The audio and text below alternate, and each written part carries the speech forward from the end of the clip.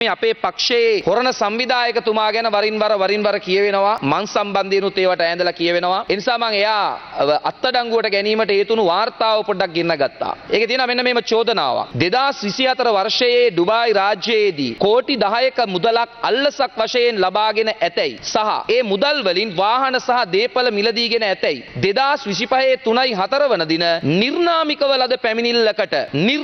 ලද පැමිණිල්ලක් අල්ලසා දූෂණ කොමිෂන් සභාවේ මගින් විමර්ශනය කිරීමට අදාළව අත්අඩංගුවට අරගෙන තියෙන නිසා තවමත් සැකකරුවෙක් ලෙස ඉන්න චරිත් අබේසිංහව අරගෙන අපේ පක්ෂයට මඩ ගහන්න දරන උත්සාහය ආණ්ඩුවේ උත්සාහයම තමයි මේ මොහොතේදී නැවත නැවතත් එන්න තියෙන කතාවේ තියෙන්නේ ඒ තමයි සැකකරුවන් වැරදිකරුවන් බවට පත් කරන මාධ්‍ය මෙහෙයුම නවත්තන්න සැකකරුවන් වැරදිකරුවන් බවට පත් කිරීම උසාවියට බාර දෙන්න මෙතනට ඇවිල්ලා මේක ඇතුලේ മന്ത്രിවරු ඒවා පිළිබඳව තීරණ ලබා දීමේ බලයෙන් අයින් වෙන්න කියන ඉල්ලීම සිදු කරනවා. දැන් චරිත් අබේසිංහ සම්බන්ධයෙන් සහතිකයක් දුන්නා. මොකද්ද නිර්නාමික පෙත්සමකට අදාළව ඔහු අත්අඩංගුවට ගත්තා කියලා. එතකොට දැන් අර අන්තර්ජාලයේ සැරිසරපු ඒ දුරකථන සංවාදය මං හිතන්නේ ගරු මන්ත්‍රීතුමිය AI එකක් වෙන්න ඇති. AI තාක්ෂණයෙන් හදලා සමගි ජන බලවේගයේ අපහසුතාවයකට පත් කරන්න AI සජිත් විසින් නිර්මාණය කරන ලද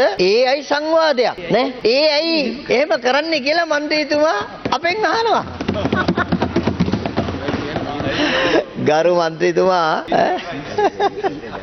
මෙහෙම ඊවත්තල හම්බුණා මේ જાතියෙම එක්කෙනෙක්.